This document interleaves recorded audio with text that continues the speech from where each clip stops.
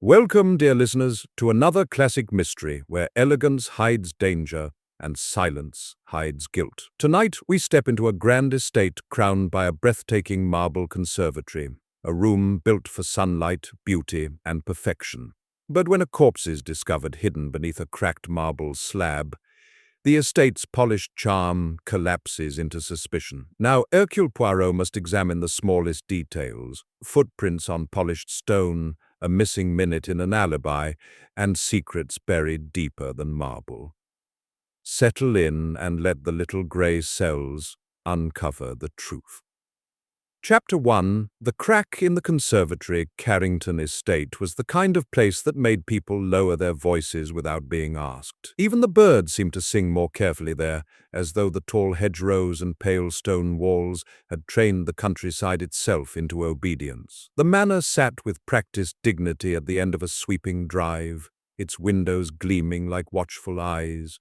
Beyond it, wrapped in glass and light, stood the conservatory, Rosewood's twin in beauty but colder in spirit, an exquisite structure of iron ribs and tall panes that captured sunlight like a jeweled cage.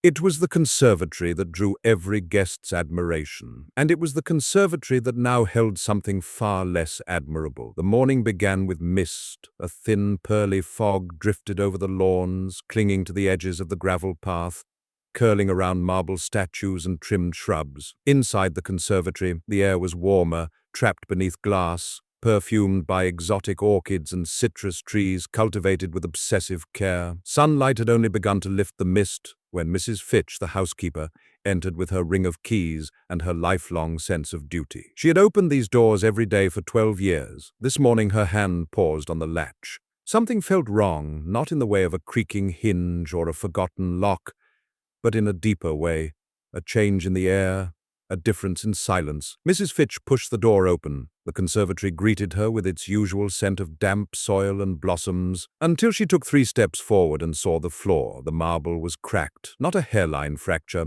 not an age-old imperfection, but a fresh, jagged line that ran like a wound across the center of the conservatory, splitting the pale stone from one end to the other. It looked violent against the perfection of the room, as though someone had struck it with a hammer of rage.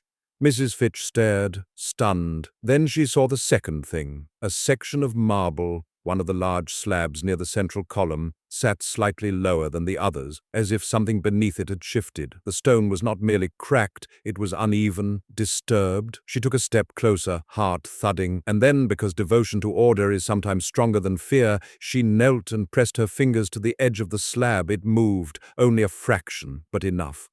Coldness rose from beneath, a stale draught that did not belong in a sunlit conservatory. Mrs. Fitch's breath caught, her fingers trembled. She pushed again, just slightly more. The slab lifted with a faint scrape of stone against stone, and in the shadow beneath, she saw fabric. Not the fabric of a cloth used for cleaning, not the fabric of a gardener's apron, a sleeve, a cuff, and the pale, unmistakable curve of a human hand. Mrs. Fitch screamed. The sound echoed through the glass chamber, ricocheting off iron beams and crystal panes like a warning shot. Birds exploded from the hedges outside. A gardener dropped his shears. Somewhere in the manor, a tray clattered to the floor. Within minutes, the estate's servants crowded at the conservatory doors. Faces pale, mouths covered, eyes wide with horror. Sir Reginald Carrington arrived shortly after, pulling on his coat with one hand and gripping the arm of his wife, Lady Margaret, with the other. Behind them came the guests, drawn by curiosity and dread in equal measure.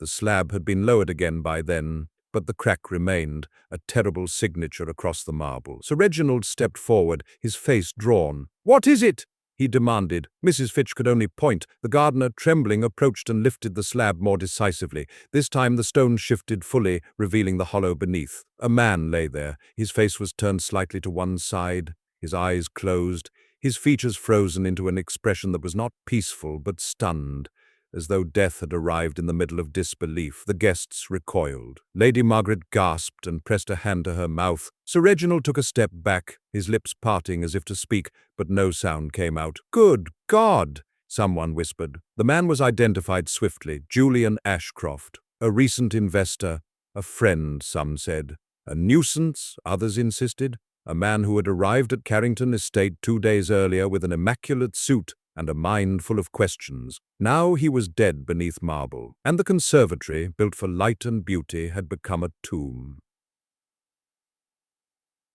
The local constable arrived within the hour, breathless and out of his depth. He paced the conservatory like a man afraid to touch anything, glancing at the cracked marble as though it might bite him. Sir Reginald spoke stiffly. "This must be handled discreetly," he said. "My family, my estate—" The constable cleared his throat. "Sir, we must contact the inspector." Sir Reginald's jaw clenched. "Do what you must." Lady Margaret's voice trembled. "Reginald, what if the murderer is still here?" The question drifted like fog through the conservatory. Everyone looked at one another. Poirot was not yet present, but suspicion was. It took the shape of silence between acquaintances. It lived in the way people avoided meeting each other's eyes. It grew in the space where polite conversation used to be, and it was fed by one terrible fact. The killer had not hidden the body somewhere remote. The killer had hidden it inside the house's most cherished room, which meant the murderer knew the estate, knew the conservatory, knew the marble, and knew how to make stone keep a secret. That evening, with the conservatory sealed and guarded, the guests gathered reluctantly in the dining room. No one wished to eat, but habit demanded it. The staff served soup and roast with trembling hands. Conversation stumbled along in fragments: weather, travel, politics, anything but the word that throbbed behind every mouthful: murder. Sir Reginald sat at the head of the table, his posture rigid, his face pale beneath the chandelier glow. Lady Margaret sat beside him, barely touching her food. Across from them sat Mr. Victor Langley, Sir Reginald's solicitor, smooth, composed, and a touch too calm. Beside him, Miss Adelaide Moore, Sir Reginald's secretary, watched everyone with sharp, quiet eyes. Captain Henry Blakeston, the estate's old military companion, sat upright, his hands steady, his gaze stern. There was an empty chair, Julian Ashcroft's chair. No one had removed it. The absence was deliberate, a reminder. Sir Reginald's voice was low. "The inspector will arrive tomorrow," he said. "Until then, I expect everyone to remain on the grounds." A murmur rose, half protest, half fear. Mr. Langley smiled thinly. "Of course, Reginald, whatever is necessary." Captain Blakeston nodded sharply. "No one leaves until this is resolved." Miss Moore said nothing. Lady Margaret whispered, "This is a nightmare." Sir Reginald's jaw tightened. "It is a scandal." And in that single word, scandal, Poirot could have already heard the estate's priorities. Hercule Poirot arrived the next morning. He stepped down from the motor car in a perfectly pressed suit, his moustache impeccable, his eyes bright with alert curiosity. He paused at the base of the manor steps, taking in the house, the hedges, the glass conservatory gleaming beyond. "A conservatory," he murmured softly. "A room built to welcome sunlight." He adjusted his gloves, and yet it hid a corpse. Sir Reginald hurried forward, relief and irritation battling on his face. "Monsieur Poirot," he said stiffly, "thank you for coming." Poirot inclined his head politely. "When the dead are hidden beneath marble," he replied, "one must not delay. Marble is strong, but it remembers pressure." Sir Reginald blinked. "Pressure?" Poirot smiled faintly. "Yes," he said softly, "and pressure cracks things that appear perfect." He followed Sir Reginald toward the conservatory. As they approached the glass doors, Poirot slowed, surveying the space beyond like a man preparing to enter a cathedral. Inside, sunlight pooled on the marble floor, illuminating the jagged crack like a signature written in anger. Poirot stepped in. He did not rush to the body. He did not speak immediately. He simply stood and looked at the crack, at the slab, at the way the light fell. Then he knelt, placing his gloved fingers lightly on the marble. "This crack," Poirot murmured, "is not merely damage." Sir Reginald swallowed. "What is it, then?" Poirot lifted his gaze, calm and certain. "It is a message," he said softly, "and the killer intended us to read it." He rose slowly, his little grey cells already working, already arranging the household into shapes of motive and opportunity. Outside, a faint breeze tapped at the glass ceiling, and in the heart of Carrington Estate, the first crack had already begun to spread. Chapter 2: The Dinner Table of Smiles. If the conservatory was the heart of Carrington Estate, then the dining room was its mask. That evening it performed its duty flawlessly. Crystal glasses caught the chandelier light, silverware gleamed with meticulous polish, and the long mahogany table reflected the calm dignity expected of an old family home. Anyone entering the room without knowledge of the morning's discovery might have believed this was an ordinary gathering of well-bred guests enjoying country hospitality. But murder has a way of changing how people sit. Hercule Poirot noticed it immediately. He took his place midway down the table, folding his napkin with care, his eyes drifting, not to faces, but to posture, to hands, to the spaces between words. At the head sat Sir Reginald Carrington, stiff-backed and formal, his jaw clenched as though holding something together by sheer will. Beside him, Lady Margaret Carrington seemed diminished, her fingers worrying the edge of her napkin, her eyes flicking nervously toward the conservatory doors whenever conversation paused. Across from Poirot sat Victor Langley, the family solicitor, impeccably dressed and impeccably composed. He smiled easily, spoke smoothly, and drank his wine with moderation, too carefully measured for a man supposedly shocked by murder. To Poirot's right sat Captain Henry Blakeston, retired military, posture rigid, movements economical. His fork rose and fell with mechanical precision, as though discipline itself might keep horror at bay. Further down the table sat Miss Adelaide Moore, Sir Reginald's secretary. She ate little, observed much, and kept her eyes lowered just enough to appear respectful rather than evasive. And there it was, the empty chair. Julian Ashcroft's place had not been filled. The plate remained untouched, the glass unpoured, a silent accusation. Poirot sipped his soup. "Interesting," he murmured under his breath. "Who prefers to be reminded, and who prefers to forget?" Sir Reginald cleared his throat. "I trust everyone understands," he said stiffly, "that until this matter is resolved, we remain discreet. The inspector arrives tomorrow morning." Captain Blakeston nodded sharply. "Best course. No one leaves." Victor Langley smiled faintly. "Of course, we wouldn't dream of it." Poirot's eyes flicked toward him. "We wouldn't dream of it," Poirot thought. A curious phrase. Lady Margaret spoke hesitantly. "Julian, Mr. Ashcroft, he was only here on business, wasn't he?" Langley answered smoothly. "Primarily, though he had interests beyond finance." Sir Reginald stiffened. He asked too many questions. Poirot's spoon paused mid-air. "Questions?" Poirot asked gently. Sir Reginald hesitated, then waved a dismissive hand. "About the estate. About ownership structures, investments." Captain Blakeston snorted softly, poking his nose where it didn't belong. Miss Moore looked up briefly, then down again. Poirot filed that away. "Questions," Poirot repeated quietly. "Often they are more dangerous than answers." An awkward silence followed. Lady Margaret attempted a smile. "The conservatory has always been my favorite room," she said faintly. "Julian admired it greatly." Victor Langley nodded. "He was fascinated by the marble, asked about its age." Sir Reginald's expression darkened. "Yes, he did." Poirot leaned back slightly. "Marble," he said, almost conversationally, "is very honest material. It does not bend. It cracks."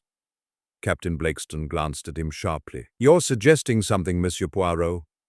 Poirot smiled pleasantly. "I am observing." The first course ended. Plates were cleared with trembling efficiency. As servants moved away, Poirot's eyes followed one young footman whose hand shook as he poured wine for Miss Moore. "Tell me," Poirot said gently, "who sat closest to Mr. Ashcroft last night?" Sir Reginald frowned. "Why does that matter?" Poirot inclined his head. "Because dinners are confessions, monsieur. People reveal themselves without realizing it." Miss Moore spoke quietly. "Mr. Ashcroft sat near the conservatory doors." Captain Blakeston nodded. "Yes, he excused himself several times." Lady Margaret whispered, "I thought he was restless." Poirot's eyes sharpened. "Restless," he murmured. "Or searching." Victor Langley smiled again. "Julian had a habit of dramatic pacing. He enjoyed attention." Poirot met his gaze calmly.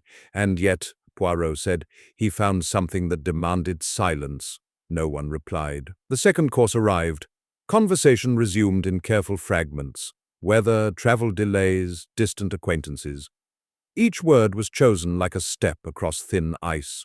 Poirot watched smiles. Sir Reginald smiled with effort. Lady Margaret smiled with fear. Victor Langley smiled with ease. Captain Blakeston did not smile at all. Miss Moore smiled only when addressed directly. Poirot buttered a piece of bread slowly. "Mademoiselle Moore," he said gently, "you work closely with Sir Reginald." "Yes, monsieur." "You manage correspondence?" "Yes." Poirot nodded. "Did Mr. Ashcroft send letters while here?" Miss Moore hesitated. "He made calls and requested documents." Sir Reginald's jaw tightened. "Without authorization," Victor Langley interjected smoothly. "Nothing improper, preliminary inquiries." Poirot's gaze did not leave Miss Moore. "What documents?" Poirot asked. She swallowed. "Old contracts, deeds, some financial ledgers." Poirot nodded slowly. "And were they provided?" Miss Moore hesitated again, longer this time. "Yes," she said softly. Sir Reginald turned sharply. "I never approved—" Miss Moore looked up, her eyes steady. "You were out riding, sir. Mr. Langley said it was permissible." Victor Langley's smile faltered. "Just a fraction," Poirot noticed. "How helpful," Poirot murmured. Captain Blakeston set his fork down sharply. "If Ashcroft was digging into Carrington affairs, that gives plenty of motive." Poirot tilted his head. "Motive is easy to find in houses like this. Opportunity is more selective." He glanced toward the conservatory doors. "Who had access last night?" Poirot asked quietly. Sir Reginald sighed. "Everyone," Lady Margaret whispered. "It's always open in the evenings." Poirot nodded. "And the marble slab?" Sir Reginald frowned. "What about it?" Poirot smiled faintly. "It weighs nearly 200 pounds, yet someone moved it." Captain Blakeston crossed his arms. "Strong person, or more than one?"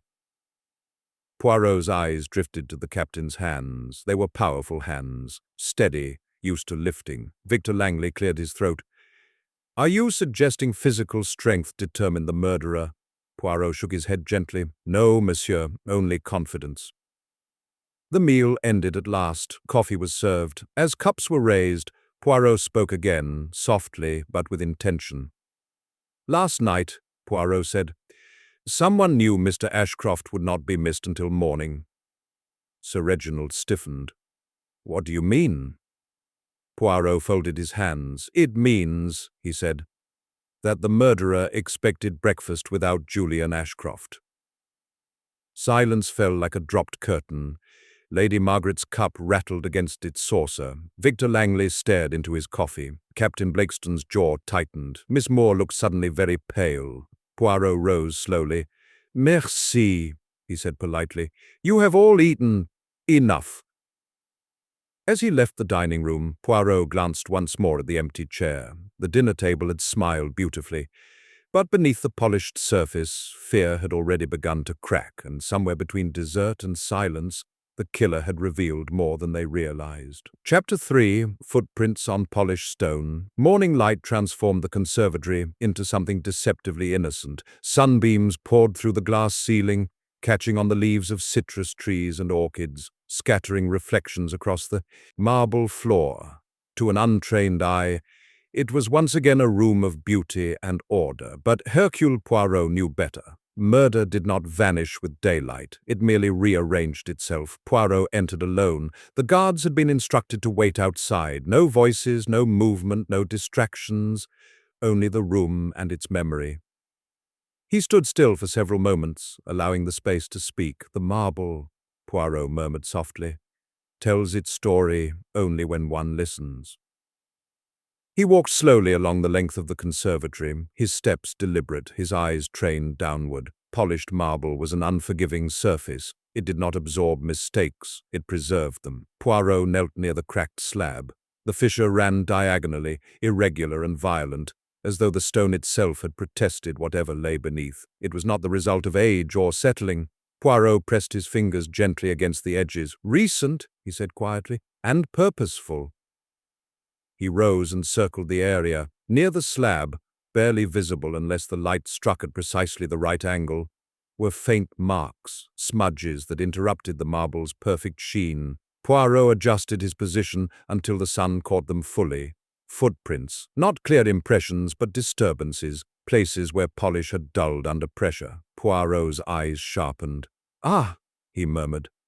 You walked here, and here, and here. He followed the faint trail backward. The first set of marks moved from the conservatory doors toward the center of the room. The steps were measured, confident, not hurried, not cautious. Poirot noted the stride length. An adult, he said. Average height, familiar with the room.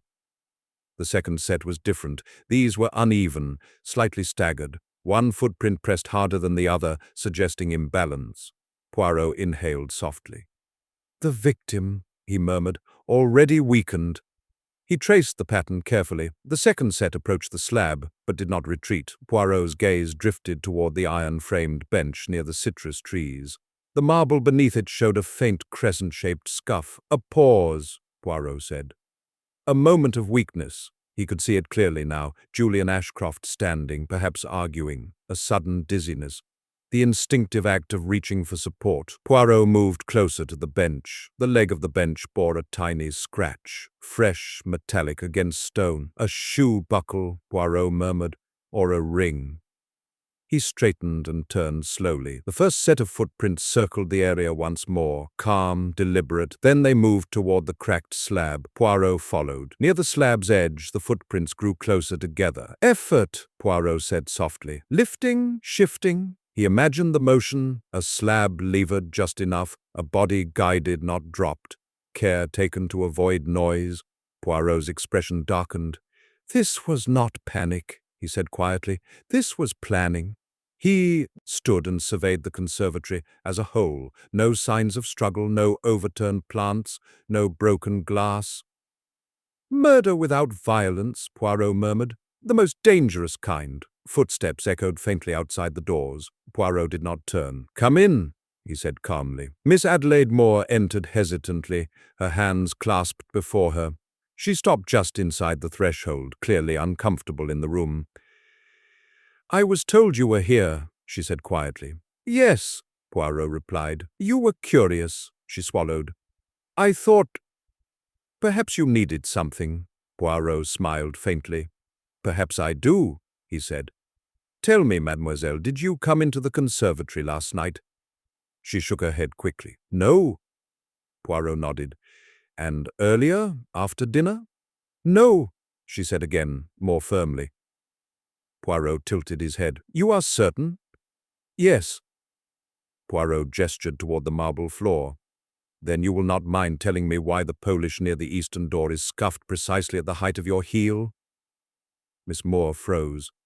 Poirot watched carefully as color drained from her face. I came to fetch Sir Reginald, she stammered. He had left his papers. Poirot raised a hand gently. Calm, mademoiselle, he said. I am not accusing, I am clarifying. She swallowed hard. I stepped inside briefly. I didn't see anything. Poirot nodded. And did you see Mr. Ashcroft? No. Poirot's eyes softened. Did you hear anything? She hesitated. I thought I heard voices. Poirot leaned forward slightly. Whose? She looked away. I couldn't tell. Poirot straightened. But you did not investigate. No, she whispered. It wasn't my place. Poirot nodded slowly. Many murders succeed because of that belief, he said quietly. She left soon after, visibly shaken. Poirot returned to the marble. Another set of marks caught his attention now, almost invisible, but present near the conservatory's service entrance. Smaller steps, lighter. A servant, Poirot murmured. He followed them to the edge of the room where a bucket had been placed earlier that morning. The marble here gleamed more brightly, too brightly. Poirot crouched. Ah, he said softly. You cleaned. He rubbed his gloved finger lightly against the surface. Residue, not water, something faintly greasy. Oil, Poirot murmured. Or polish, he smiled faintly. Someone tried to erase the story. Later that morning, Poirot gathered the principal guests in the sitting room. I will not accuse, he said calmly. I will only ask questions. He turned first to Captain Blakeston. Captain, Poirot said, you are strong. You are disciplined. You know how to move heavy objects quietly. Blakeston stiffened. Are you implying? Poirot raised a hand. I am observing capacity, he said, not guilt. He turned to Victor Langley. Monsieur Langley, Poirot continued, you are precise, methodical. comfortable with documents and with discretion. Langley smiled thinly. A lawyer's tools, Poirot nodded. And finally, Poirot said, turning to Sir Reginald, you know this house better than anyone. Sir Reginald sighed. Yes. Poirot folded his hands. The conservatory floor shows 3 truths, he said. First, Mr. Ashcroft was already weakened before he died. Second, the body was hidden carefully, not hastily. Third, someone attempted to clean afterward. Silence followed. Poirot's eyes moved slowly from face to face. The murderer, he said softly, did not act alone in knowledge, only in action. Others were nearby, others heard something, others chose silence. Captain Blakeston's jaw tightened. Victor Langley looked away. Sir Reginald closed his eyes. Poirot concluded gently. The marble does not judge, he said. It only remembers.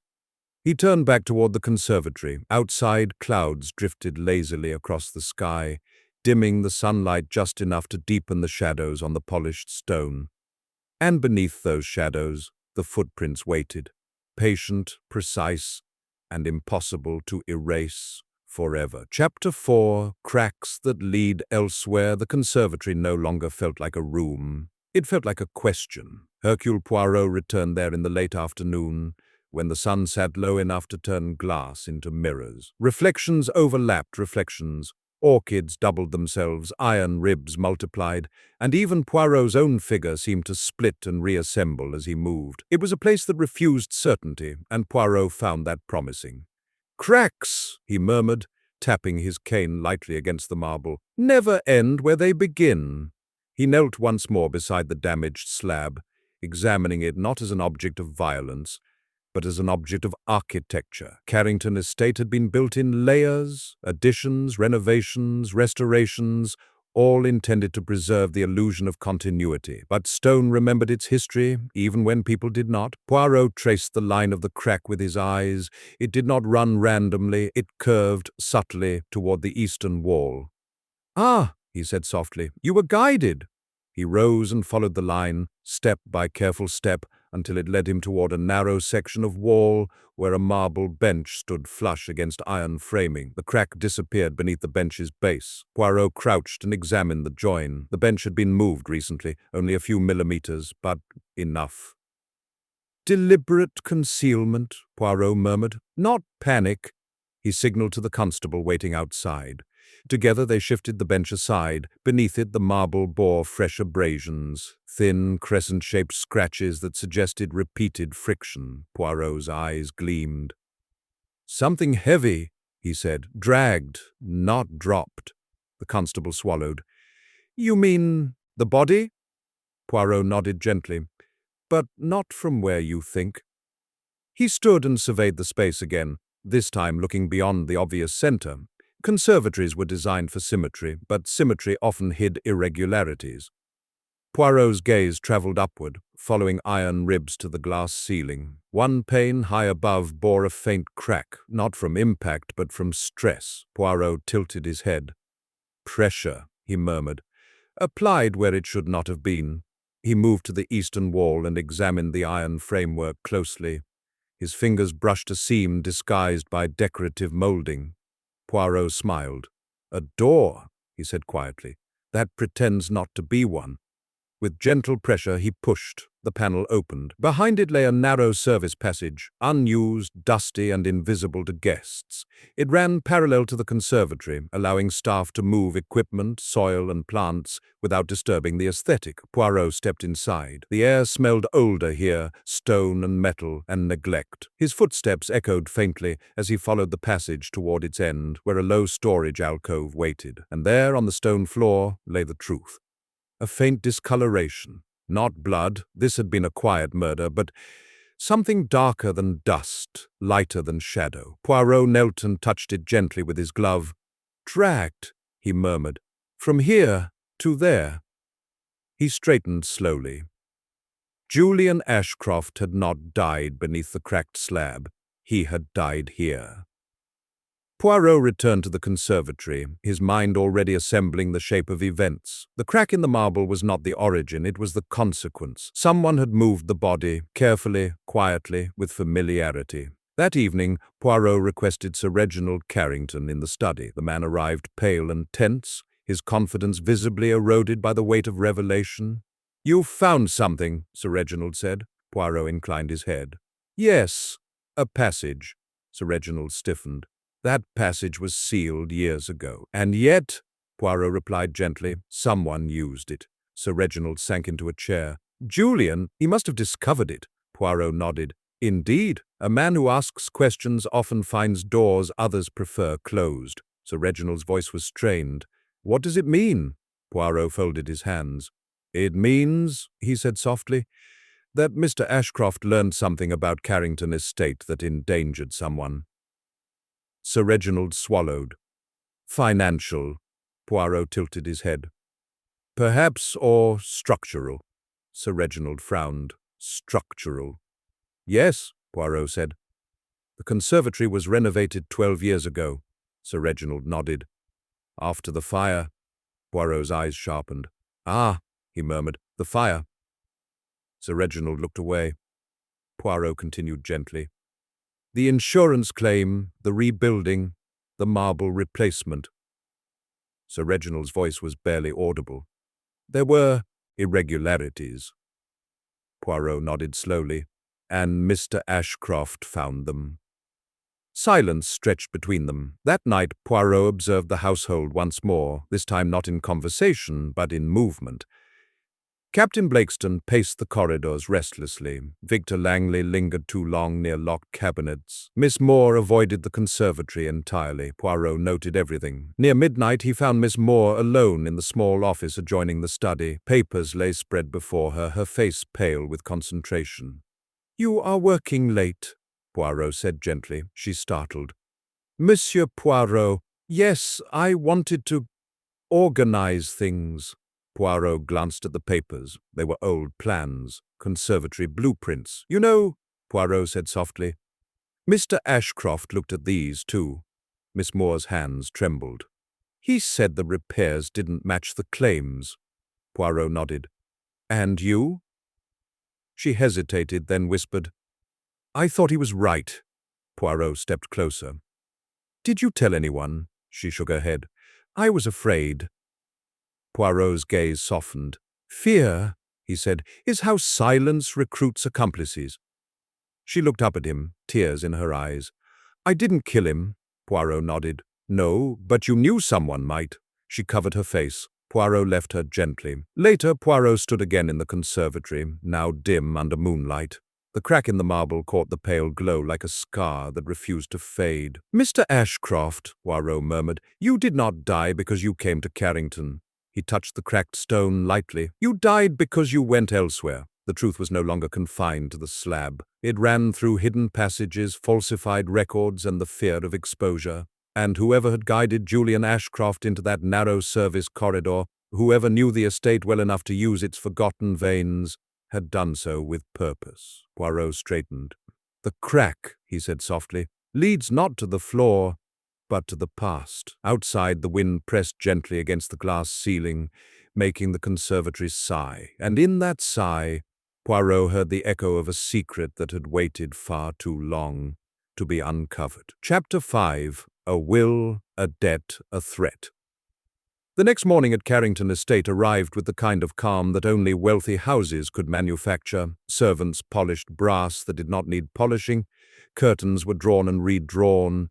Tea trays moved through corridors like ceremonial offerings to routine. The conservatory remained sealed, yet the entire house seemed to orbit it. Every glance, every pause in conversation, every unexplained tension pulled toward that cracked marble floor. Hercule Poirot chose not to return to the conservatory first. Instead, he went to the place where lies often lived most comfortably, the study. It was a handsome room with dark wood paneling, a wide desk, and shelves packed with leather-bound volumes. History, economics, family lineage. It smelled of ink, tobacco, and control, the kind of room in which men made decisions that shaped other people's lives while convincing themselves it was duty. Sir Reginald Carrington sat behind the desk, his hands clasped tightly. Victor Langley stood at the fireplace, reading a paper with too much composure for a man caught near scandal. Poirot entered quietly. "Gentlemen," he said. "Good morning." Sir Reginald's voice was strained. Monsieur Poirot. Langley offered a polite smile. Inspector. Poirot's moustache twitched faintly. I am not an inspector, he corrected gently. I am a man who dislikes disorder. He took a seat without being offered one and placed his cane neatly beside him. I wish to speak about 3 things, Poirot said calmly. A will, a debt, and a threat. Sir Reginald stiffened. Langley's smile thinned. That sounds dramatic, Poirot nodded. Murder is always dramatic, monsieur, even when it is quiet. He looked directly at Sir Reginald. Tell me, did Julian Ashcroft threaten you? Sir Reginald's jaw clenched. No. Poirot's eyes remained calm. He asked too many questions. That is not a threat, Sir Reginald snapped. It is an irritation. Poirot tilted his head. When an irritation can destroy reputations, Poirot said softly, it becomes a threat. Langley stepped in smoothly. Ashcroft was a businessman. He was aggressive. He enjoyed pushing. Poirot glanced at Langley. And you enjoyed smoothing, Poirot said gently. Langley's eyes narrowed slightly. I don't follow. Poirot leaned forward. Mr. Ashcroft requested the old conservatory plans, Poirot said. He requested ledgers. He questioned insurance claims. Sir Reginald swallowed. Poirot continued calmly. And shortly after, he was dead. Silence stretched like a taut wire. Poirot then reached into his coat and withdrew a small folded paper. I found this, he said softly, placing it on the desk. Sir Reginald stared at it. Langley's eyes flickered. It was a torn fragment of a letter, cream paper, faintly scented, with a partial line still visible. If you refuse, I will inform the board. Poirot watched their reactions carefully. Sir Reginald's breathing grew shallow. Langley's face remained composed, but the muscles around his mouth tightened. Poirot's voice was gentle. This was found in the service passage behind the conservatory, Sir Reginald whispered. Julian wrote that. Poirot nodded. A threat, Poirot said. Not shouted, but written. Langley cleared his throat. He wrote many letters. Poirot smiled faintly. And now he writes none. He stood and began to pace slowly, as if arranging the room into meaning. Now the debt, Poirot said softly. Sir Reginald's eyes darted. What debt? Poirot stopped pacing. The estate repairs, he said. The fire 12 years ago. Sir Reginald's shoulders stiffened. Langley spoke quickly. Insurance paid. Poirot's gaze sharpened. Not entirely, Poirot said. Sir Reginald flinched. Poirot continued. There was borrowing, quiet borrowing, a loan secured against land. Sir Reginald's voice was hoarse. How do you know? Poirot smiled slightly. The bank clerk in the village has a cousin who speaks too freely, Poirot said. And your ledgers speak even more freely when one reads what has been erased. Langley's expression cooled. You have no right to go through private. Poirot raised a hand. Monsieur Langley, he said gently, when a corpse is hidden under your marble, privacy becomes a luxury you no longer possess. Langley fell silent. Poirot turned to Sir Reginald. Mr. Ashcroft discovered the estate was under pressure, Poirot said. Debt pressure, and he discovered something else. Sir Reginald whispered. The claim was inflated. Poirot nodded. Inflated, a soft word for fraud. And what did Mr. Ashcroft intend to do with this knowledge? Poirot asked quietly. Sir Reginald did not answer. Langley exhaled. He wanted leverage. He wanted influence. Poirot nodded. And a new will, Poirot said. Sir Reginald looked up sharply. What? Poirot's eyes gleamed. Mr. Ashcroft was not merely an investor, Poirot said. He was in a position to control Carrington's future. Sir Reginald's voice was tight. That's absurd. Poirot leaned in slightly. 2 days ago, Poirot said, Mr. Ashcroft met with your solicitor. Langley's face did not change, but his fingers tightened around the paper he held. He discussed estate succession, Poirot continued. He discussed restructuring ownership. Sir Reginald's face drained of color. Langley said evenly, business discussions. Poirot smiled faintly. Business discussions, Poirot repeated. And yet we are in a house where business has become murder. That afternoon, Poirot requested to see the estate's private safe. Sir Reginald resisted at first, then surrendered, reluctantly, like a man handing over the last piece of dignity he possessed. The safe was hidden behind a portrait in the study. Langley unlocked it with a key, then Sir Reginald entered a combination. Inside were deeds, titles, bonds, and one sealed envelope. Poirot pointed to it. "What is that?" Sir Reginald hesitated. "A draft will." Poirot's eyebrows rose. "A draft will for whom?" Sir Reginald's voice was barely audible. "For me," Poirot gestured politely. "May I?" Sir Reginald's hand trembled as he lifted it out. Poirot examined the seal. It had been disturbed, slightly, not opened fully, but pressed. Poirot's eyes sharpened. "Someone has handled this recently," he said quietly. Sir Reginald whispered, "Only Langley and I know it exists." Poirot glanced at Langley. Langley's face remained controlled. "Naturally, it's legal." Poirot nodded. "Legal is not always safe." Poirot opened the envelope carefully. Inside lay several pages, instructions about transferring the conservatory and surrounding land into a protected trust, managed by Victor Langley, a clause about selling part of the estate to cover debts, and a name, a beneficiary, not Lady Margaret, not a family cousin, Julian Ashcroft. Poirot allowed the silence to stretch. Sir Reginald stared at the page as though it were a serpent. "That's not possible," he whispered. "Julian was not to—" Langley spoke quickly, voice smooth but urgent. "It was conditional. It was a negotiation. Ashcroft offered financial relief in exchange for—" Poirot raised a hand. "In exchange for power," Poirot said softly. Sir Reginald's face contorted with shame. "I was desperate." Poirot's voice remained calm. "And desperate men make dangerous bargains." He placed the papers down. "Now," Poirot said gently, "you see why Mr. Ashcroft believed himself untouchable." He looked at Langley. "And you see why someone else might have wanted him removed." Langley's jaw tightened. "Are you implying I—" Poirot shook his head. "I imply nothing," Poirot said softly. "I observe." He returned his gaze to Sir Reginald. "Monsieur Carrington," Poirot said, "who else knew Julian Ashcroft's name was in your will draft?" Sir Reginald swallowed. "Captain Blakeston," he whispered. "He advised me." Poirot's eyes sharpened. "Ah," he murmured, "the man who protects the house." Poirot rose. "A will," he said softly, "creates winners before death arrives." He tapped the papers lightly. "A debt," he continued, "creates desperation."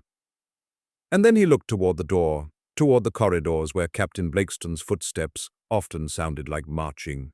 "A threat," Poirot finished, "creates murder." Outside, the conservatory waited, cracked, quiet, and filled with light that now felt accusing rather than beautiful. Poirot adjusted his moustache. "Now," he murmured, "we follow the protector." Chapter 6. The Man Who Protected the House. Captain Henry Blakeston had chosen the terrace for his morning ritual. He stood there now, rigid as a sentry, hands clasped behind his back, staring out across the lawns as though they were a parade ground. The sun had not yet burned through the mist, and the grass glistened faintly with dew. Everything looked disciplined, ordered. Hercule Poirot observed him from a distance. "Soldiers," Poirot murmured softly, "never truly retire." He approached without haste, his steps measured, his presence announced only when he spoke. "Captain Blakeston." The captain turned sharply, instinctively coming to attention before catching himself. "Monsieur Poirot," he said. "Good morning." Poirot inclined his head politely. "You enjoy early hours," Poirot said. "Habit," Blakeston replied. "Discipline clears the mind." Poirot smiled faintly. "And yet," he said gently, "sometimes it hides what the mind does not wish to face." Blakeston's jaw tightened. Poirot gestured toward a bench. "May we sit?" Blakeston hesitated, then nodded. They seated themselves, the captain stiff even at rest. "You have been with Carrington Estate many years," Poirot began. "Since before the fire," Blakeston replied promptly. Poirot's eyes sharpened. "Before the fire," he repeated softly. Blakeston nodded. "Sir Reginald asked me to stay on after my service ended, to ensure stability." Poirot tilted his head. "Stability," he said. "A word that returns often in this house." Blakeston looked away toward the lawns. This family needed protection. From whom? Poirot asked gently. From itself, Blakeston said after a pause. Poirot nodded slowly. And Mr. Julian Ashcroft? Blakeston's posture stiffened. He was a problem. Poirot waited. He threatened Sir Reginald, Blakeston continued. Threatened exposure, ruin. Poirot's eyes remained calm. And you saw yourself as a shield? Yes. Poirot leaned forward slightly. Captain, he said softly, soldiers are trained to confront danger, not erase it. Blakeston's eyes flashed. You imply I killed him? Poirot raised a hand. I imply nothing, Poirot said gently. I ask questions. He paused, then continued. Where were you on the night Mr. Ashcroft died? Blakeston answered immediately. In my room, Poirot nodded. And after? Blakeston hesitated, only a fraction. I went out briefly. Poirot's eyebrows lifted slightly. To where? The terrace, to smoke. Poirot smiled faintly. You do not smoke, Poirot said. Blakeston's jaw tightened. I used to. Poirot nodded. And yet the ashtray on the terrace was untouched. Blakeston said nothing. Poirot continued calmly. Captain, you advised Sir Reginald about the will? Yes. You advised him to include Mr. Ashcroft? Yes. And later, Poirot said softly, you advised him to remove the threat. Blakeston's head snapped up. I never. Poirot raised his hand again. Not with words, Poirot said. With implication. Silence stretched. Poirot shifted slightly, his tone remaining mild. You knew of the service passage, Poirot said. Blakeston stiffened. Yes. You knew how to move unseen. Yes. You knew how to lift heavy objects quietly. Yes. Poirot nodded. You also knew, Poirot continued, that Mr. Ashcroft was weakened before death. Blakeston's eyes narrowed. How could you know that? Poirot smiled gently. Because only someone who understands incapacitation recognizes its efficiency. Blakeston stood abruptly. This is absurd, he snapped. I am no murderer. Poirot rose as well, but slowly. No, Poirot said quietly.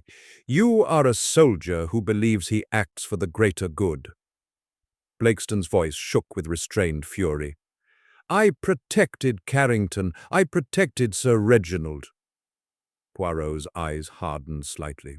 You protected an estate, Poirot said, not a life. Blakeston turned away, fists clenched. He was going to destroy everything, Blakeston said hoarsely. Decades of history, livelihoods, reputations? Poirot nodded. And so you decided one life was acceptable payment. Blakeston spun back. I didn't poison him. Poirot's gaze sharpened. No, Poirot said. You did not. Blakeston froze. Poirot stepped closer. You did not poison him, Poirot repeated. You found him already dying. Blakeston's face drained of color. Poirot continued softly. Mr. Ashcroft was poisoned elsewhere, perhaps by someone who wished to frighten him, weaken him, silence him. Poirot's eyes locked onto Blakeston's. And then you arrived, Blakeston whispered. I found him in the service corridor. Poirot nodded. He was still breathing, Poirot said. Blakeston swallowed hard. Barely. Poirot's voice remained gentle, devastating. And you chose not to help him. Blakeston's shoulders sagged. I moved him, Blakeston whispered. I hid him. I thought, if it looked like an accident. Poirot shook his head slowly. There are no accidents when someone chooses silence over mercy. Blakeston covered his face with his hands. I was trying to protect Sir Reginald, he said brokenly, to bide time, to let Langley fix things. Poirot's eyes narrowed. Langley, he murmured. Ah, he straightened. So, Poirot said softly, we have two truths. He raised one finger. One, Julian Ashcroft was poisoned, not by you. He raised a second finger. And two, you ensured his death by denying aid and hiding his body. Blakeston sank onto the bench, defeated. Poirot looked at him with quiet severity. "You are not the killer," Poirot said. "But you are responsible for a death," Blakestone whispered. "What happens now?" Poirot turned toward the house. "Now," Poirot said, "we find who poured the poison." As Poirot walked away, the conservatory loomed in the distance, its cracked marble catching the morning light. The estate had been protected, but at the cost of truth. And truth, Poirot knew, always demanded its due.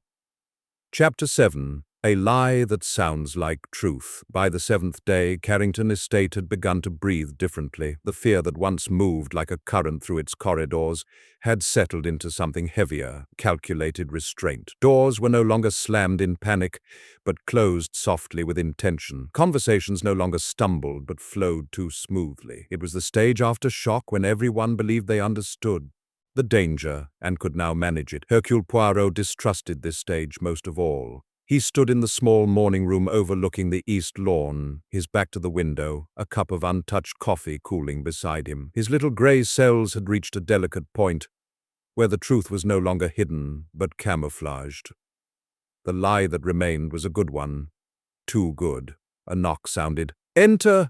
Poirot said. Victor Langley stepped inside. The solicitor looked impeccable, as always. His suit was pressed, his hair carefully arranged, his expression calm, almost reassuring. He carried a thin leather folder under his arm, the universal symbol of preparedness. "Monsieur Poirot," Langley said smoothly, "I thought it might be helpful to clarify a few things." Poirot smiled faintly. "Clarity," he said, "is always welcome. Sit, monsieur." Langley sat opposite him, crossing one leg over the other with controlled ease. "I understand," Langley continued, "that Captain Blakestone has admitted to moving the body." Poirot nodded. "He has admitted to denying aid and to concealment." Langley exhaled, as though relieved. "A tragic but understandable decision," he said. "A man of loyalty caught in an impossible position." Poirot's eyes flicked to Langley's hands. They were steady, too steady. "And you?" Poirot asked gently. "How do you describe your position?" Langley smiled. "Unfortunate." Poirot inclined his head. "Tell me, monsieur," Poirot said softly, "when did you last see Julian Ashcroft alive?" Langley did not hesitate. "After dinner," he said. Briefly, he was agitated. "I suggested he rest." Poirot nodded. "And after that?" "I returned to my room. I was reading when I heard raised voices somewhere near the conservatory." Poirot tilted his head. "Whose voices?" Langley spread his hands slightly. "I couldn't say." Poirot smiled. "A careful answer," he murmured. Langley continued smoothly. "I considered investigating, but Captain Blakestone was on duty. I assumed matters were under control." Poirot's eyes sharpened almost imperceptibly. "Control," he repeated. "Yes," Langley said. "One trusts men like Blakestone." Poirot nodded. "And men like yourself," Poirot added softly. "Trust systems." Langley smiled. "Indeed." Poirot rose and moved toward the window, his hands clasped behind his back. "Monsieur Langley," Poirot said, gazing out at the lawn, "you are a very convincing man." Langley chuckled lightly. "I'll take that as a compliment." Poirot turned. "It is a warning," he said gently. Langley's smile tightened slightly. Poirot continued. "You knew the estate was in financial distress. You drafted a will that placed Mr. Ashcroft in a position of influence." Langley nodded. "With Sir Reginald's consent." "And you knew," Poirot said, "that Mr. Ashcroft intended to expose irregularities." Langley sighed. "He threatened to—" "Yes." Poirot stepped closer. "And yet you did not warn Sir Reginald of the danger he faced?" Langley frowned. "I did." Poirot's eyes remained steady. "You warned him of scandal," Poirot said, "not of murder." Langley stiffened. Poirot continued calmly. "You knew poison had been used," Poirot said, "before the body was discovered." Langley's eyes flickered. Poirot noticed. "That is impossible," Langley said quickly. "The post-mortem—" Poirot raised a hand. "The post-mortem confirmed poison," Poirot said. "But you mentioned weakness and collapse before the report was complete." Langley's mouth opened slightly, then closed. Poirot leaned in just enough. "You slipped," Poirot said softly. Silence stretched. Langley straightened his jacket. "Coincidence?" he said. "An educated guess." Poirot smiled faintly. "Educated guesses," he said, "are dangerous when they sound like knowledge." Langley's voice cooled. "What are you suggesting?" Poirot returned to his seat. "I suggest," Poirot said, "that you did not intend Julian Ashcroft to die." Langley blinked. Poirot continued. "You intended to frighten him, to weaken him, to make him dependent." Langley's jaw tightened. "And when Captain Blakeston found him," Poirot said gently, "you believed the problem had solved itself." Langley rose abruptly. "This is absurd," he snapped. "You have no proof." Poirot looked at him calmly. "I have motive," Poirot said. "I have opportunity, and I have chemistry." Langley froze. Poirot reached into his pocket and withdrew a small glass vial. "The residue from the service corridor," Poirot said softly. "Not oil, not polish." Langley's face paled. "A tincture," Poirot continued, "common in legal circles once, used to calm nerves, in larger doses, dangerous." Langley whispered, "That proves nothing." Poirot nodded. "Not alone," he said, "but combined with this—" He placed a second item on the table, a ledger, marked in Langley's handwriting. "Expense notes," Poirot said, "for medicinal supplies." Langley stared at it. Poirot's voice remained gentle. "You administered the poison," Poirot said. "Not to kill, to control." Langley's voice shook. "He was threatening everything. I only meant to slow him, to force negotiation." Poirot nodded. "And then you left him." Langley covered his face. Poirot stood. "Monsieur Langley," he said softly, "you created a lie that sounds like truth. That is always the most lethal." Langley's shoulders sagged. "I didn't kill him," Langley whispered. Poirot's eyes were kind but unyielding. "No," he said, "you merely ensured he would not survive." Footsteps approached outside. The inspector entered quietly. Poirot turned. "Inspector," he said, "you will wish to speak with Monsieur Langley." Langley did not resist as the inspector stepped forward. As he was led away, Langley looked back at Poirot. "I thought I was protecting the estate," he said bitterly. Poirot met his gaze. "You protected the illusion," Poirot said, "and illusions demand sacrifice." The door closed. Poirot remained alone for a moment, staring at the space Langley had occupied. "One poison," Poirot murmured, "two accomplices, and a house that preferred silence." Outside, the conservatory's glass roof reflected the sky, clear, flawless, and hiding nothing. Almost. Chapter 8. The missing minute Carrington estate did not erupt when Victor Langley was taken away. It absorbed the shock the way it absorbed everything else, quietly, elegantly, as though scandal were merely another draft to be sealed behind heavy curtains. Servants continued moving trays.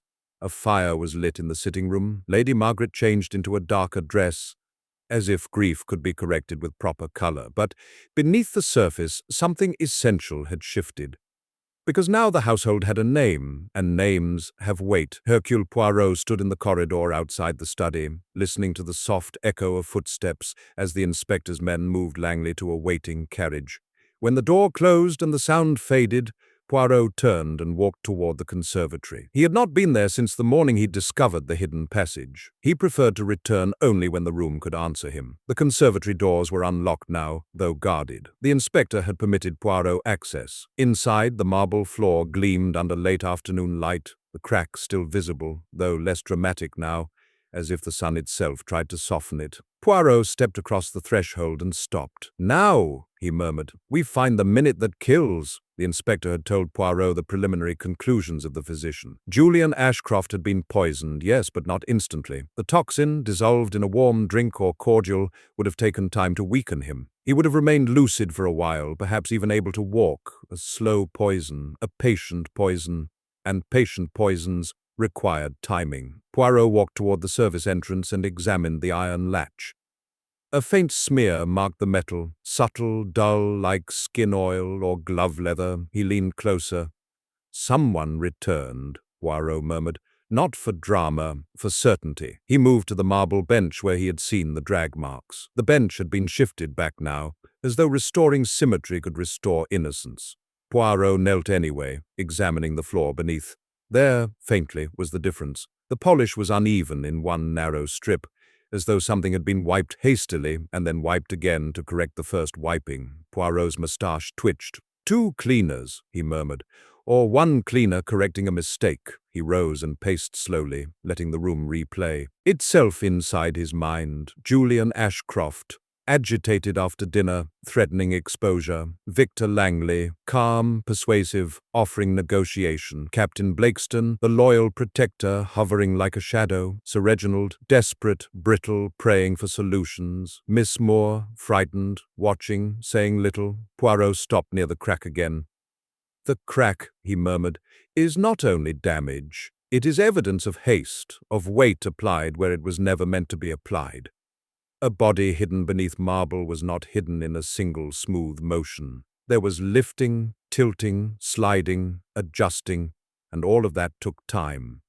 Poirot's eyes narrowed. Time. He turned and left the conservatory briskly, moving through the corridor toward the sitting room where Lady Margaret waited with Miss Adelaide Moore. They rose as Poirot entered. Lady Margaret's eyes were red-rimmed. Miss Moore's face was pale and controlled, her hands folded tightly. "Monsieur Poirot," Lady Margaret said softly, "is it true? Victor? Poison?" Poirot offered a small, respectful bow. "It is true that Monsieur Langley used poison," Poirot said gently, "but we must speak of timing." Miss Moore flinched slightly. Poirot took a seat. "Madam," he said to Lady Margaret, "what time did dinner end?" Lady Margaret frowned, thinking. "Just after 10, perhaps a quarter past." Poirot nodded. "And after dinner what happened?" "We moved to the drawing-room," Lady Margaret said. "Coffee, conversation, briefly, then most retired." Poirot turned to Miss Moore. "Mademoiselle Moore," he said gently, "what time did Sir Reginald leave the drawing-room?" Miss Moore hesitated. "A little after 11, she said. "He said he needed to review documents." Poirot nodded. "And Monsieur Langley?" "He stayed behind with Captain Blakeston," Miss Moore replied, voice tight. They spoke quietly. Poirot's eyes sharpened. "You saw this?" "Yes." Poirot nodded. "And Mr. Ashcroft," Lady Margaret swallowed. "He went to the conservatory. He said he needed air." Poirot leaned forward slightly. "What time?" Lady Margaret hesitated. "Perhaps 11:15, I'm not sure." Poirot smiled faintly. "It is always the uncertain times that hide the truth," he murmured. He rose. "Madam," he said gently, "may I see the household schedule, the one used by staff to lock doors, extinguish lamps, and check corridors?" Lady Margaret blinked. "Mrs. Fitch keeps it." Poirot nodded. "Then we shall speak with Mrs. Fitch." Mrs. Fitch arrived within minutes, flustered but dignified, clutching a small ledger book like a shield. Poirot thanked her warmly and asked to see the schedule. It was meticulous. Lights out at 11:30 in East Wing, security walk at 11:45, kitchen lock at 12 ADO, service corridor check at 12:05, final door latch at 12:10. Poirot read carefully, then looked up. "Mrs. Fitch," he asked gently, "was everything done according to schedule on the night Mr. Ashcroft died?" Mrs. Fitch swallowed. "Not exactly, sir." Poirot's eyes sharpened. "What was different?" "The East Wing lamps," she said softly. "They were extinguished later than usual, around midnight." Poirot nodded. "And who extinguished them?" Mrs. Fitch hesitated. "Captain Blakeston. He said Mrs. Carrington felt uneasy and wanted extra light." Lady Margaret looked startled. "I never asked that." Poirot's gaze moved to her. "Interesting," he murmured. Poirot returned to Mrs. Fitch. "And the service corridor check at 12:05. Mrs. Fitch's hands tightened on the book. "It was missed." Poirot's voice remained calm. "Why?" Mrs. Fitch whispered. "Because someone told me not to go near the conservatory." Poirot tilted his head. "Who?" Mrs. Fitch hesitated. "Mr. Langley." Silence fell. Poirot nodded slowly. "Merci, madame," he said gently. "You have been most helpful." When Mrs. Fitch left, Poirot remained still for a moment, letting the new pattern settle. Langley had cleared the corridor. Blakeston had kept lights on longer, creating witnesses who saw him protecting the house. And yet, Poirot's eyes narrowed. There was still something wrong, because murder required not only a plan, but a moment when the plan became irreversible, a missing minute. Poirot rose and walked toward the hallway clock. It was an old Carrington clock, ornate, precise, loud enough that one could not ignore its passing. Poirot watched its second hand move. Tick, tick, tick. Then he turned abruptly to Miss Moore. "Mademoiselle Moore," he said gently, "you said you heard voices near the conservatory." "Yes," she whispered. "At what time?" She hesitated, then said, "I don't know exactly. Before midnight." Poirot nodded. "And did you hear the clock?" "Yes," she said softly. "It chimed." Poirot's eyes sharpened. "How many times?" Miss Moore swallowed. "Once?" Poirot's moustache twitched. "So you heard the midnight chime?" "Yes." Poirot stepped closer. "And you heard voices after that chime?" Miss Moore's lips trembled. "Yes." Poirot nodded slowly. "Then Julian Ashcroft was still alive at midnight," Poirot said softly. "At least alive enough to speak." Lady Margaret gasped. Poirot turned to the schedule. "Yet Captain Blakeston says he found Ashcroft and moved him because he was already dying," Poirot murmured. "Langley claims he heard voices and assumed control. But if Ashcroft spoke after midnight," Poirot's eyes flashed, "then the poison alone was not the end." The room felt suddenly colder. Poirot leaned forward, voice low. "Mademoiselle Moore," he said gently, "what did the voices say?" Miss Moore squeezed her eyes shut as if pulling the words from a painful place. "I heard Mr. Ashcroft," she whispered. "He said, 'You can't bury this.'" Poirot nodded. "And the other voice?" Miss Moore's hands shook. "It was calm, male. It said, 'Then we must seal it.'" Poirot straightened slowly. "Seal it," a phrase too perfect for coincidence. He turned toward Lady Margaret. "Madam," he said gently, "does your husband use such phrases?" Lady Margaret looked horrified. "No." Poirot's gaze hardened slightly. "And Captain Blakeston?" Lady Margaret swallowed. "Yes, he says things like that. Always." Poirot nodded. Now the missing minute took shape. Not a minute of time, but a minute of decision. The moment Blakeston stopped being merely a witness and became an active participant. Poirot stood very still. "Captain Blakeston did not only deny aid," Poirot said softly. "He ensured silence. He sealed the secret, literally and figuratively." Miss Moore began to cry quietly. Poirot's voice softened, but remained firm. "This is why the marble cracked," he said. "Not because a body was placed beneath it, but because the estate attempted to press truth down.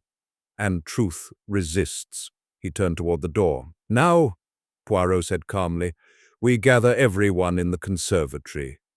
Lady Margaret's voice trembled. "For what?" Poirot's eyes were steady.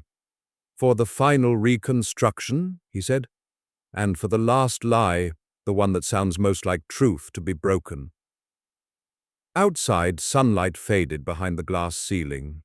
The conservatory waited, luminous and cold, and beneath its beauty, the missing minute prepared to reveal the moment when control became murder. Chapter 9. The Final Confrontation. The conservatory was filled at last. Not with sunlight, not with admiration, but with people and with the weight of knowing that there was nowhere left to hide.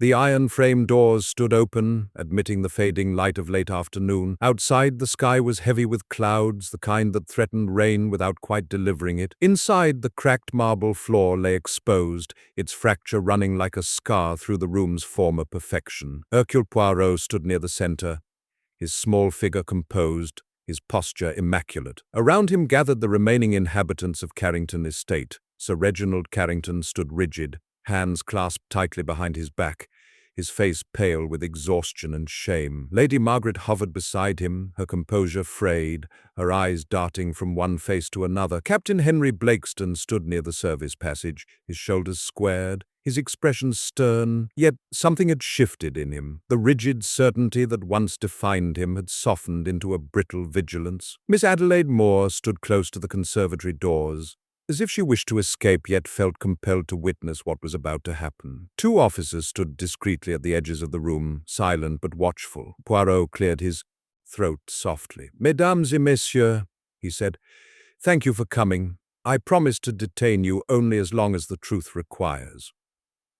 No one spoke. Poirot turned slowly, allowing his gaze to travel across the cracked marble, the glass ceiling, the iron ribs of the conservatory. "This room," Poirot said gently, "was built to show everything: light, growth, beauty.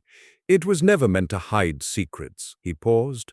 "And yet a secret was hidden here, quite literally beneath our feet." Captain Blakeston shifted his weight slightly, Poirot noticed.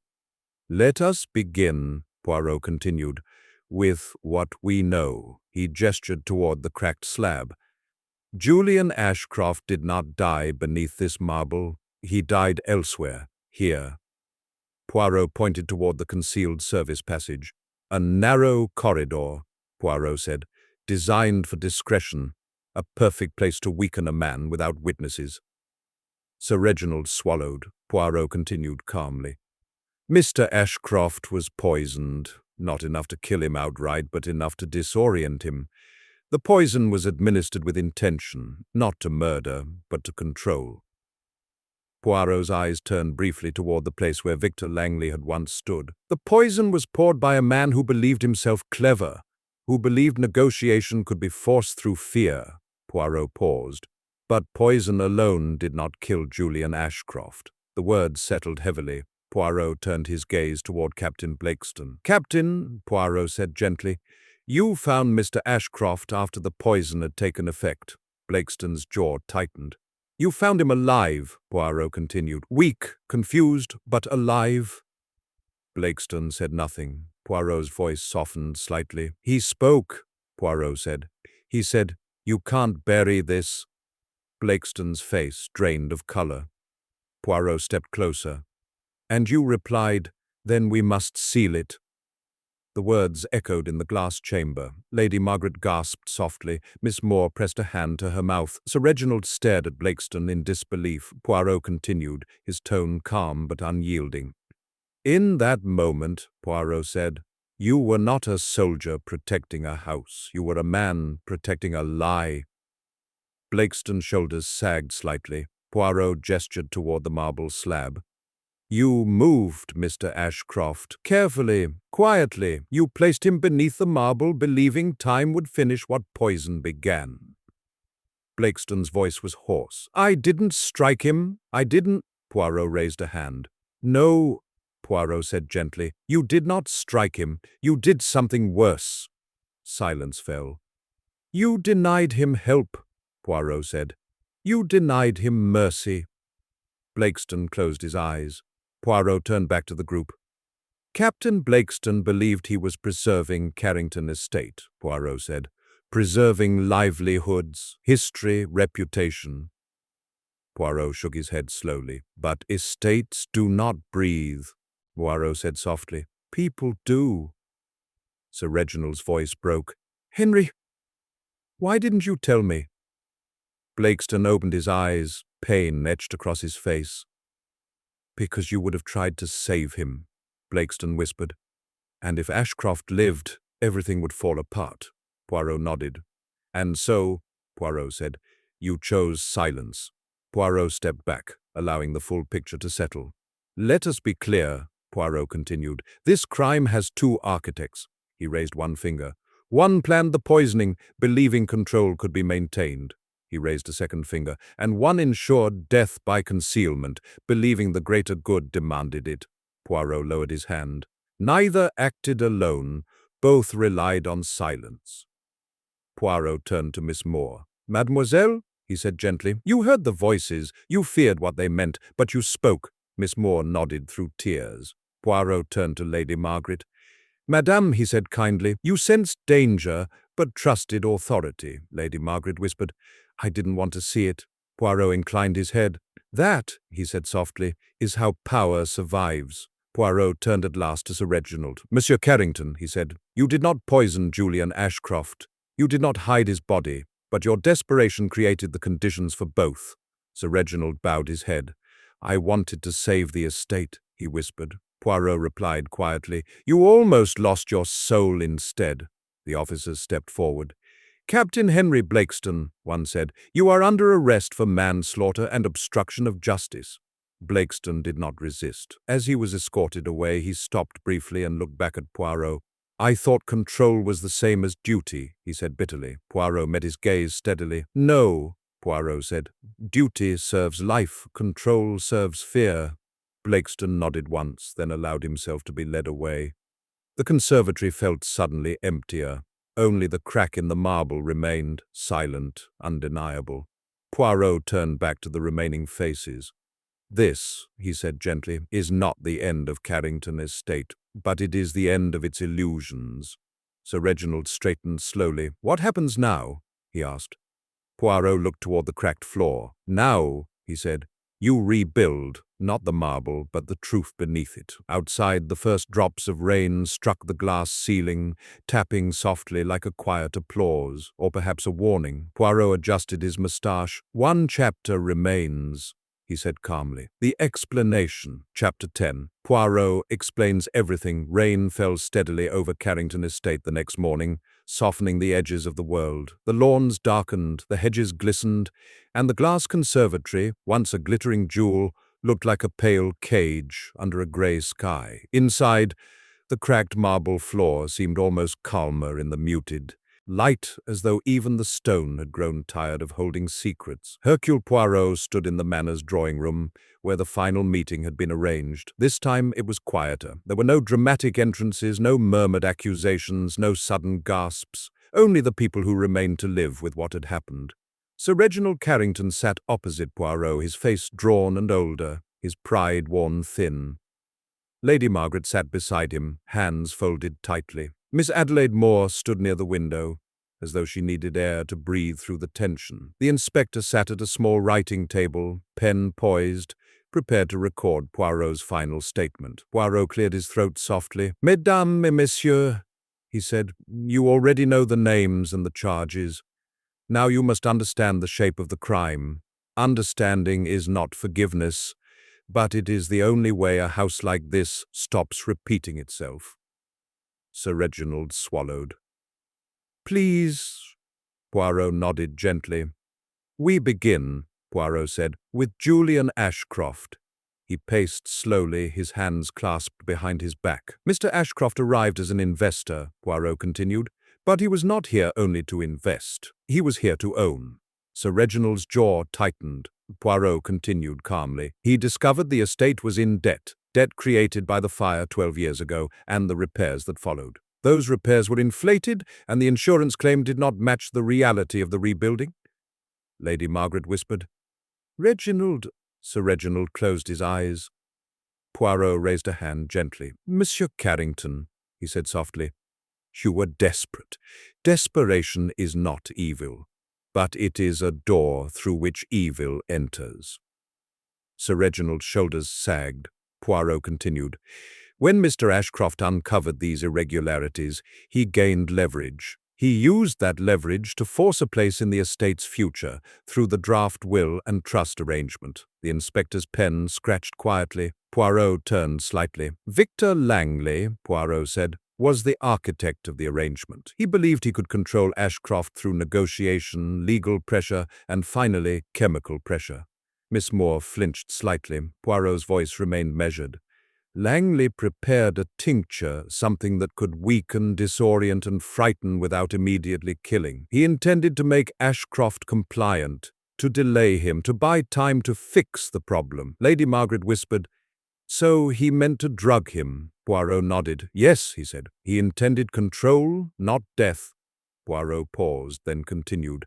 "But poison is a cruel servant. It does not obey intention, it obeys dosage." He turned toward the window, as though seeing the conservatory through the rain. "After dinner," Poirot continued, "Ashcroft went to the conservatory. Langley followed, not openly, but with the confidence of a man who knew the hidden passage." Sir Reginald frowned. "Victor knew it?" Poirot nodded. Yes, lawyers know where people hide things. That is their profession. Miss Moore swallowed. Poirot continued. In the service corridor behind the conservatory, Langley confronted Ashcroft. He offered compromise, and when compromise failed, he offered a warm drink, something to calm nerves. In reality, it carried poison. Poirot's tone remained calm, but his words were sharp. Ashcroft drank, he said. He did not collapse immediately. He grew weak slowly. He became dizzy. He argued. He threatened exposure. Poirot looked directly at Sir Reginald. And in that corridor, Poirot said, Ashcroft said the words that frightened everyone who depended on secrecy. Poirot's voice lowered. You can't bury this. Lady Margaret inhaled sharply. Poirot nodded. He was right, Poirot said softly. Truth cannot be buried. It can only be delayed. Poirot resumed pacing. Now comes the moment that truly killed Julian Ashcroft, Poirot said. Not the poison, he turned toward the inspector. You have heard Captain Blakeston's statement, Poirot said. He found Ashcroft alive in the corridor after midnight. The inspector nodded. Poirot turned back to the others. Blakeston had spent his life equating duty with protection, Poirot said. He believed the estate was something sacred, something that must be defended at any cost. Sir Reginald's voice broke. He was loyal. Poirot nodded. Yes, Poirot said gently. And loyalty without conscience becomes violence. Poirot stopped and faced them fully. Captain Blakeston found Ashcroft weak but alive, Poirot repeated. He understood that if Ashcroft survived, the estate would collapse. Scandal would follow. Debt would be exposed. The Carrington name would be ruined. Poirot's eyes hardened slightly. So he decided the greater good required silence. Lady Margaret whispered. Oh, Henry, Poirot continued, he did not strike Ashcroft. He did not stab him. He did not strangle him. Instead, he did what powerful men often do. Poirot paused. He withheld rescue. Silence fell. Poirot's voice was quiet but devastating. Blakeston lifted Ashcroft, he said, dragged him through the passage, and placed him beneath the marble slab. He believed time would do the rest, and it did. Sir Reginald stared at the floor. Poirot continued softly. The marble cracked because the slab was forced, lifted, moved, shifted under unnatural stress. The crack became the estate's confession. Miss Moore wiped tears from her eyes. Poirot turned toward her gently. Mademoiselle Moore, Poirot said, you heard the midnight chime and heard Ashcroft's voice afterward. That told me he lived beyond midnight. That told me the already dead story was false. Miss Moore nodded shakily. I was afraid. Poirot inclined his head. Yes, he said. Fear is the estate's most loyal servant. Poirot paused, letting the full shape of the crime settle into the room. Ashcroft threatened exposure, Poirot concluded. Langley attempted control through poison. Blakeston ensured death through concealment. And the house, this beautiful polished house, gave them silence to work in. Sir Reginald's voice was barely audible. What happens to us now? Poirot looked at him steadily. Now, Poirot said softly, you pay your debts. Sir Reginald flinched. Poirot continued gently. Not only financial debts, he said, moral debts, debts to truth. He gestured toward the conservatory, visible through rain-streaked windows in the distance. That room was built for light, Poirot said. If you repair it, do not repair it only to restore beauty. Repair it to restore honesty. Lady Margaret's voice trembled. And Julian Ashcroft? Poirot's face softened slightly. He was a difficult man, Poirot said. Ambitious, controlling, perhaps even cruel in his own way, but he did not deserve to die beneath marble. Poirot adjusted his moustache. Every murder, Poirot said softly, is a lesson. But the lesson is only learned when the living are brave enough to hear it. The inspector closed his notebook. Sir Reginald stared into the fireless hearth, his eyes hollow. Poirot rose. I will take my leave, he said quietly. He moved toward the door, then paused. One last thing, Poirot said softly. He turned. Carrington Estate will survive, Poirot said. But survival is not the same as salvation. Salvation requires truth. He bowed politely. And truth, Poirot concluded, always cracks marble in the end. Poirot left the room. Outside, rain continued to fall on the conservatory roof, tapping gently against the glass, like the steady ticking of a clock that could no longer be ignored. And beneath the cracked marble, the estate finally understood what it had tried so hard not to hear: no secret stays buried forever. The end.